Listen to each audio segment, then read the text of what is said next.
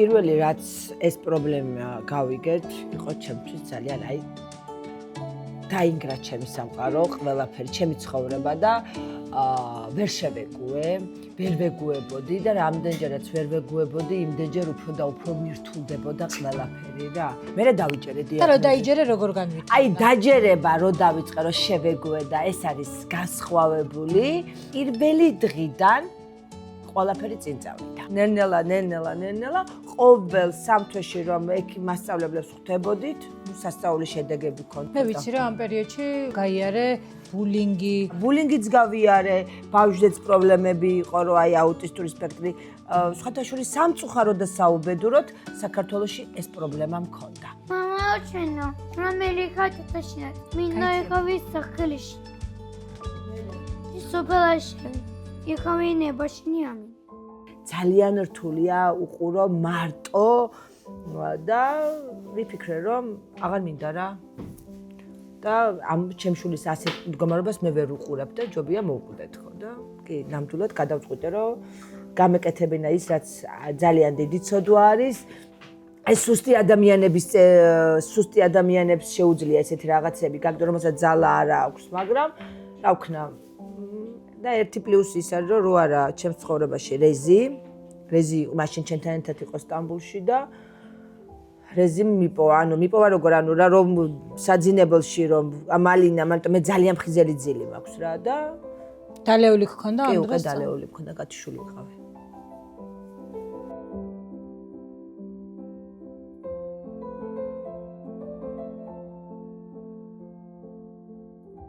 აქვს იმისი პერსპექტივა რომ დიაგნოზი ალექსანდრას შემთხვევაში მოიხსნას. კი, ეგ დარწმუნებული ვარ რომ ასე იქნება.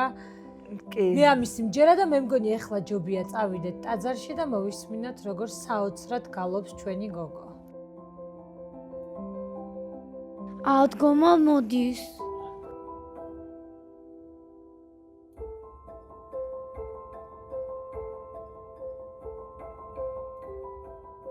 ქრისტეს გაკრეთით სიკვდილითა სიკვდილისა დაკოველი და საფლავები შინათა ცხარე მიმულიჭებელი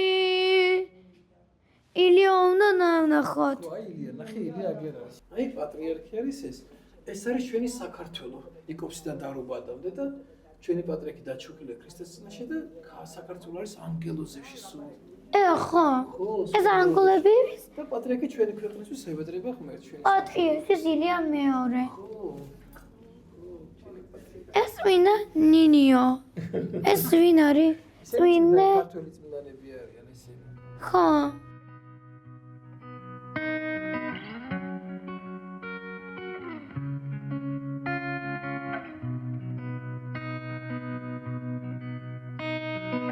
ერთხელ ვისაუბრეთ და ვიცით რომ დიდი ხნის განმავლობაში და ახლად შეიძლება ითქვას მეტნაკლებად, მაგრამ მაინც ჯერ კიდევ სტიგმა არის ეს დიაგნოზი. აი რამდენად დამეთანხმები და რამდენად შეხვედრილ ხარ მსგავს პრობლემებს? ზოგადად ეს არა მარტო საქართველოში, ყველა ქვეყანაშიც უმეტესწილად ასეთ პრობლემურ მდგომარეობაში ბავშვებს არ აჩენენ, არ გამოყავთ, მალავენ.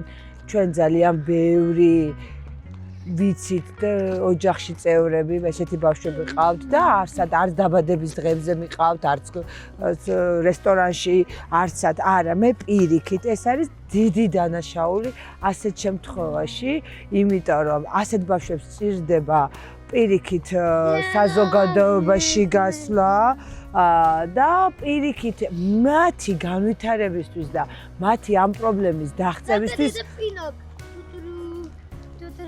პინოკ მოგონახე. და პინოპი წამა.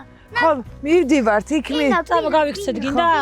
პინოპი. და გინდა აი როგორად მნიშვნელოვანი არის შეჩოული მყავს პარკებში და ესეთ ადგილებში გამოყვანა. სულად ადაპტირებული არის გარეგარე. ყველანაირად ყველაფერს ხვდება სად როგორ ანაირად და აბსოლუტურად მნიშვნელოვანი არის ესეთი ბავშვები ყველგან აბსოლუტურად. მანინა და ფემილი.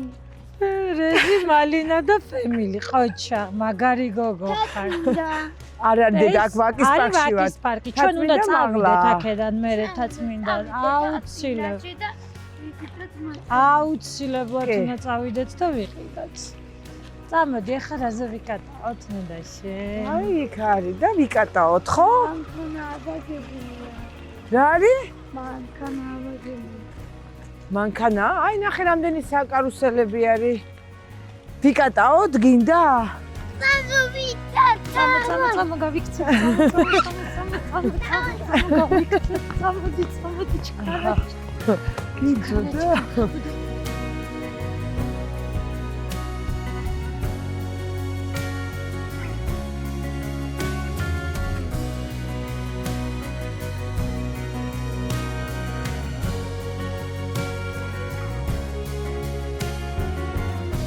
სრულად ადაპტირებულია გარემოსთან. ფაქტია, თავისით შეუძლია ყველაფერი. კი, კაცო, კი, მაგის პრობლემა საერთოდ არა გვაქვს.